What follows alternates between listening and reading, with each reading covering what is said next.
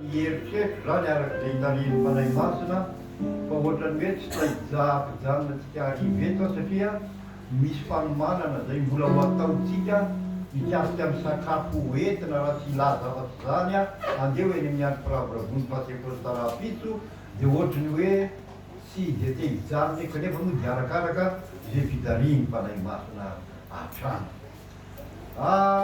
Misy an'izao teny zao ao amin'ny filazantsarany Matthieu toko fahatelo ambin'ny folo, filazantsarany Matthieu toko fahatelo ambin'ny folo.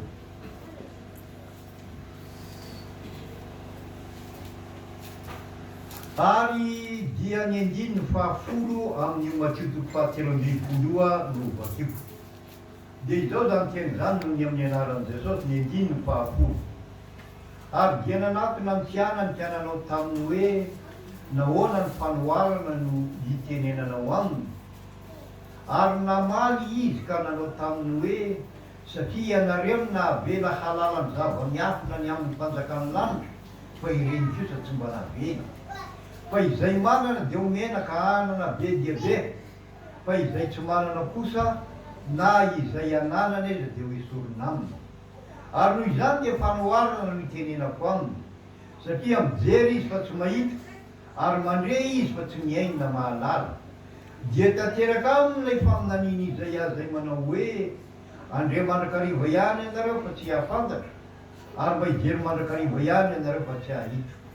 Fa efa adala ny fony zao olona zao, averiko indray mandio andiny dimy ambin'ny folo misy an'izany teny zany, fa efa adala ny fony zao olona zao, ary efa lalo zalovana ny sofiny, ary efa nakipo ny eny masony, fa andrao ahita ny masony na andre ny sofiny ka alala ny fony dia hibebaka izy ka asitrana azy aho.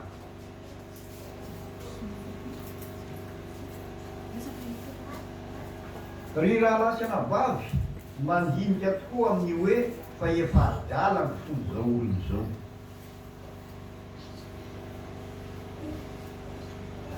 Raha mitory filazany tsara eny amin'ny vohitra sy ny tanàna eny ianao, tsy misy olona manatona anao eny kanefa gratoit fanarakitra raha tsy tatazanao eo, fa tsy misy olona miaino eo. Efa herinandro mahery nefa zay no misy petadindrina milaza hoe na ny anaran'ny etarika izy tseky no milaza azy fa tseky na anarana frantsay hoe tanora lasy vavy oatra dingadinga be zany eo amin'ny sary apetany eo.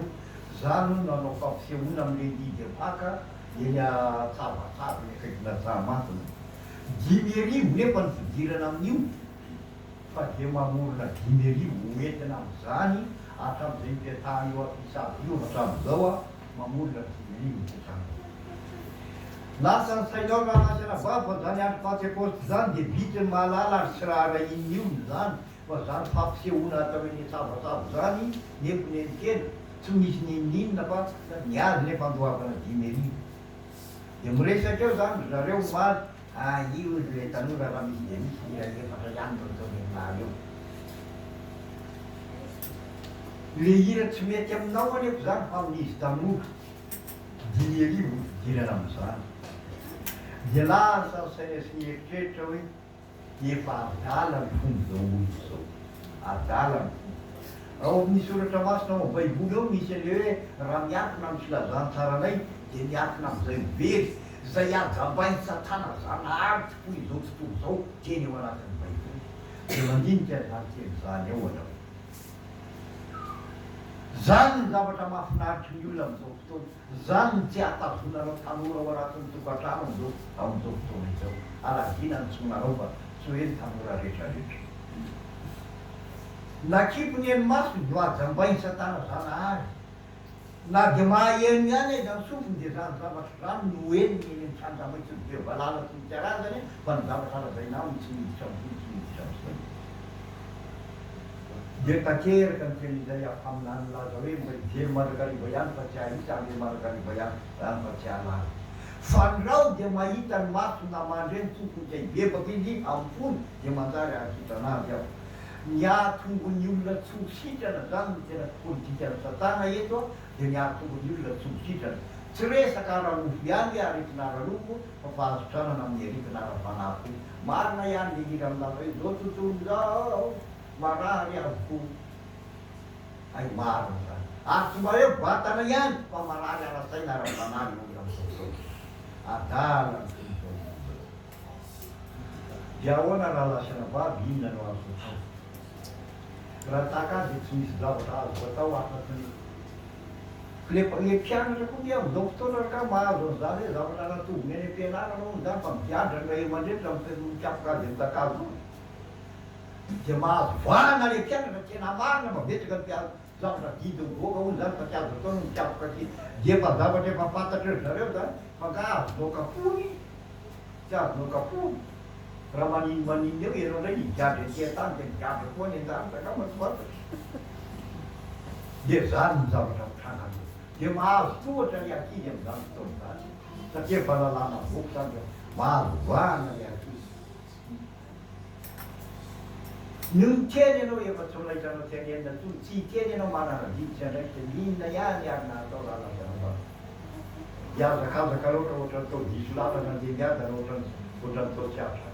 Andary vavy mova atao ananaky hipetraka eo ihany tao tsy hanany efarana. Na ihany ny andao, na ihany ny andao. Lasa le saina nge raha lasana vao. Ny farany dia soa ihany fa mbola misy an'izao Andriamanitra. Soa ihany fa mbola misy an'izao Andriamanitra. Fa hatreto aloha na tsy nangatahany tamin'Andriamanitra ary haterahan'Andriamanitra fiainana voakasa. Inona moa ny an'le ray aman-dreny fa nifarateny faralany eny na dia izao efa nananatra ka zany alao izy hanary ny fiainany eny. Zay sisa fara. Alao izy ho hanary ny fiainany eny. Zay sisa fantatra hinona foana azonao atao loatra zany. Manjary soa ihany le ray aman-dreny amin'ny tavatra sy ny teboteby amin'ny zavatra hiatra amin'ilay aty ka raha mba tokony haharitra 70 taona dia 50 taona dia maro. Zany no fitoko zanaka ao ahoana moa na elavelona namao. Kanefa raha lasana vavy dia misy an'izao Andriamanitra izao. Jaune voalohany jaune epistola na hoe epistily. Jaune voalohany toko fahaefatra no ovakitsika.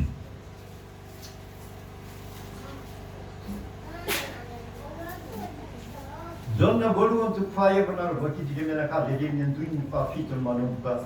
Dia mahita an'izao teny izao tsika amin'ny andiny fahafito manao hoe ry malala ao fa hifankatia isika fa avy amin'Andriamanitra ny fitiavana satria dia fanahin'Andriamanitra ny mitondra fitiavana amintsika ny mahatonga zany.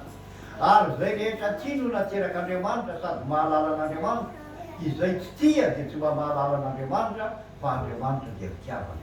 Indiny ny fahasivy. Izao nanehoana ny fitiavan'Andriamanitra antsika. Andriamanitra niraka izany lahy tokana ho amin'izao tontolo izao mba havelona antsika amin'ny alala. Izao no fitiavana. Tsy hoe no mitiavantsika an'Andriamanitra fa mitiavany itsika ka ny rahany izany no avitra noho ny voatatsika. Ry malala, raha izany ary no mitiavan'Andriamanitra atsika dia mba tokony hifankatia kosa itsika. Rombim-polo. Tsy mbola nisy olona nahita an'Andriamanitra laovinana viny fa raha mifankatia isika dia mitoetra atao amintsika Andriamanitra, mitoetra atao amintsika Andriamanitra ary tanteraka ao amintsika ny fitiavana. Izao no ahafantarantsika fa mitoetra ao amintsika. Izao no ahafantarana fa mitoetra ho aminy isika ary izy atao amintsika. Dia nanomezany antsika ny fanahy. Hitanareo zany io le fanahy. Ary izay efa nahitaka manambara fa ny ray efa naniraka ny zanaka mba momba tontolo izao.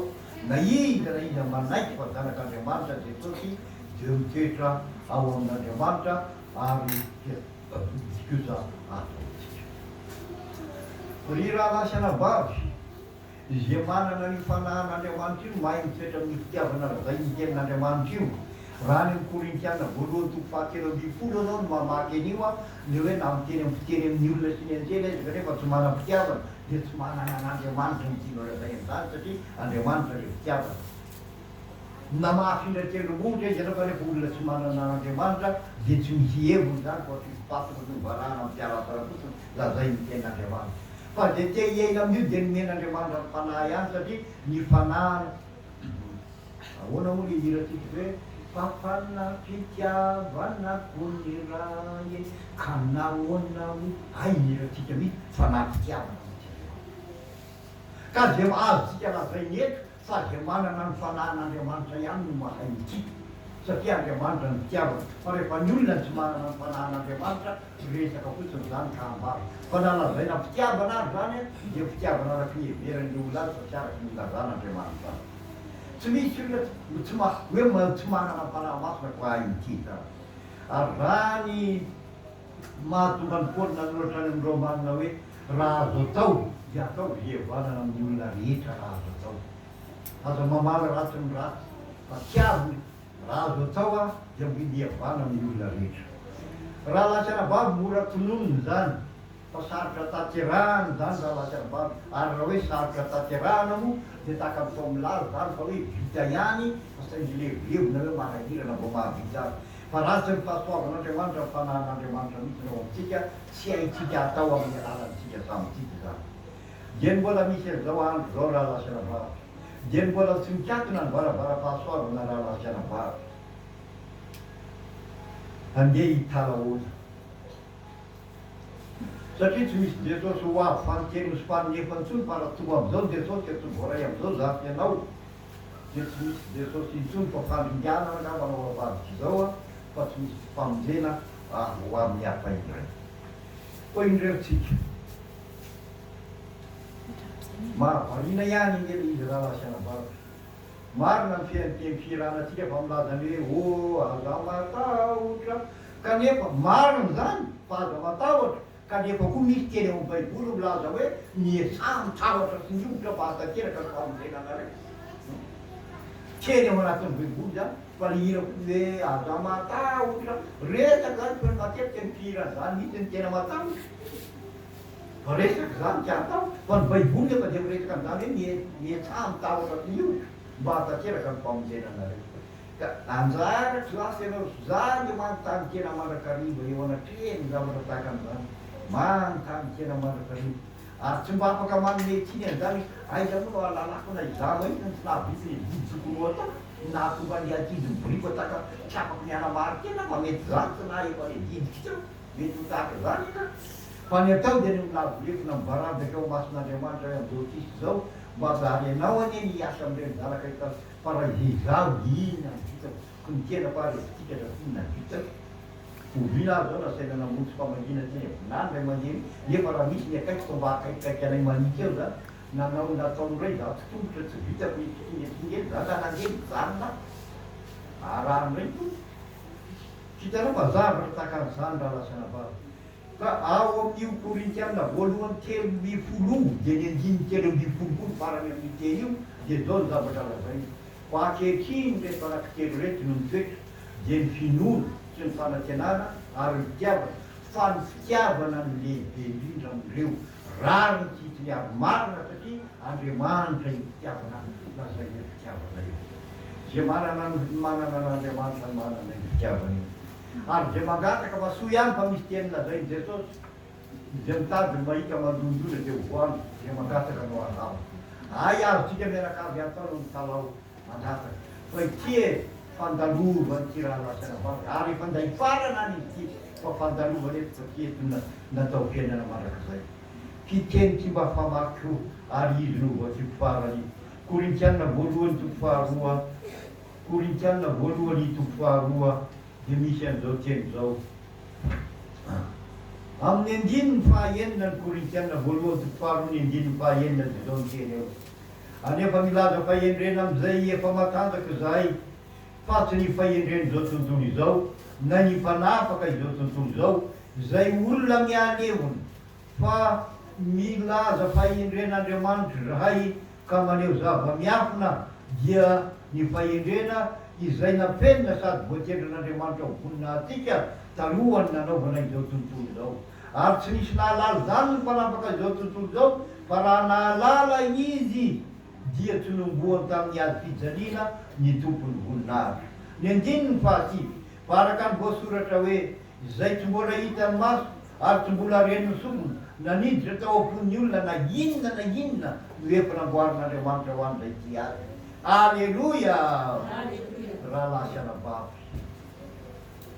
Alaiko sara an-tsaina za hoe zay mbola tsy hitan'ny maso, mbola tsy ho renesiny sofina, mbola tsy niditra tao am-pon'ny olona na inona no efa namboarin'Andriamanitra ho an'izay ty azy. mba linany amin'izany mba ianao, mamara-panorinana etaetana anazara amin'izany mba ianao, fa eto manko raha lasanavavy na inona lazanao eto, na inona arenanao eto, na inona fahendrenao eto, na inona voninahitra sy fahefanahanananao eto, dia mandalo amin'izany, mandalo amin'izany. Tsy misy anankiray azonao eterana hitondrana hoan'izany zany, fa mandalo eto, mandalo kenan'izao sy ny volany ny baiboly, fa izay manombotsika fon'Andriamanitra fomba haritra mandrakizay. Ka dia ho an'Andriamanitra ny saotra, ho an'Andriamanitra ny gera, ho an'Andriamanitra ny voninahitra, atao ny firarito sy ny tombavaka rehetra noho ny amin'ny anaran'i Jesosy. Amen, alleluia. Anao